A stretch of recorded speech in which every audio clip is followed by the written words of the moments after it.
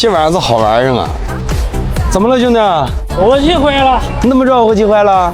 我今儿看你视频呢，我感觉是呀。好，我给你试下来。啊，真抖啊！啊，真抖啊！妈，真的没啥慌啊，是抖啊。就像走那个推板路似的。确实是我去抖啊。再看我几天视频，你是不是都学会修车了？对呀，我这视频没白看呐。哥们儿，我跟你说一下啊，这个车啊有几个问题啊。一，耦合器抖，这个你自己也知道了啊。第二，刹车盘飘，底盘胶套有问题，一踩刹车转方向往左拽。啊，整吧，反正这车开的有点不舒服。看不看？都说大 G 关门声好听，这子弹上膛的声音多感，这是感觉。箱子，像是湖南爬过来的。几个问题？看一下啊你，看一下，车身不稳，然后方向跑偏，那得试一下。这玩意儿敞篷版的，我都没见过。 A3 长风版的确实是少。来，你这把试车，你必须得把棚拉开。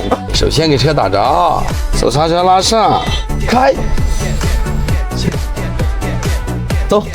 啊对，好，给我密室拿来。好，这把密室我跟你说，神器，没有他干不了的事儿。强哥，这敞篷在这等红绿灯有点尴尬呀，感觉别人都在看咱们。哎呀，人嘛要做自己。哎呦，这车刹车盘飘，车身抖都是因为钢圈、轮胎动平衡不好。来，帮个忙。不知道为什么我拿卷尺，一来的时候我就看这车的轴距不对，这个距离小，这边没有椰子板内衬，看见没有？能证明一件事情，这个车底盘应该是被刮了。有故事，来量一下，259 ，OK， 下一个，正好差1厘米啊！一看这个间隙啊，左面3指，这边3指都插不进去，能证明一件事情，这边的悬架变形了。这哥们儿是湖南的，把车发过来了，有图有理有真相，拿手机给我拍个照。兄弟，你左侧比右侧短了1公分，就会导致你拽方向，车身不稳啊。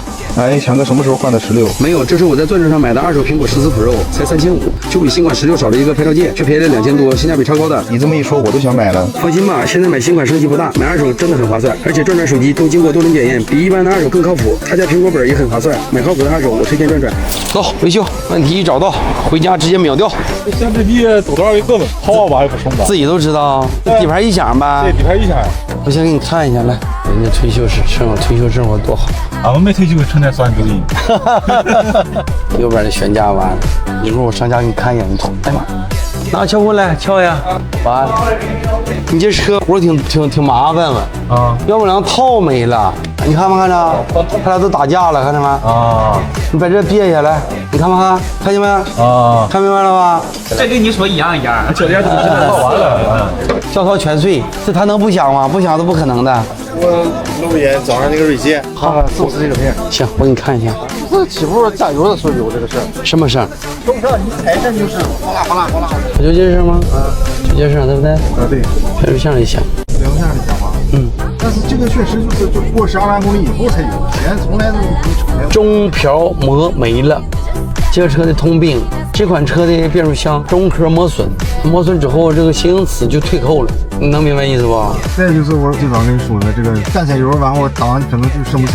对，你看这不就变成这样问题吗？哎，那变速箱这老坏老。哪个车啊？这个马锐意。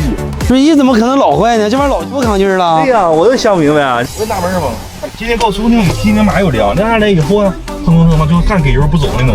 你肯定啊，你锁档啊，你这车方向盘有问题啊。左动右轻是吧？对呀，那不锈呢？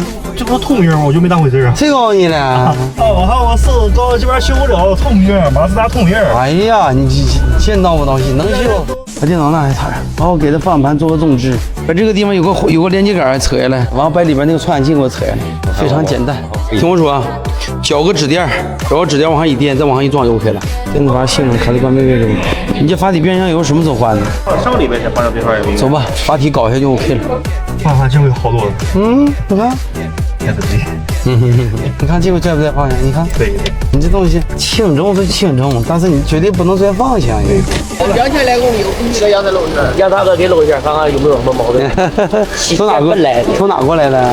咱这个线搁义乌干回来的，在浙江干回来的。真的啊？车离口轮胎离口磨没了哈，多久没倒胎了？啊，也15000公里得倒一下。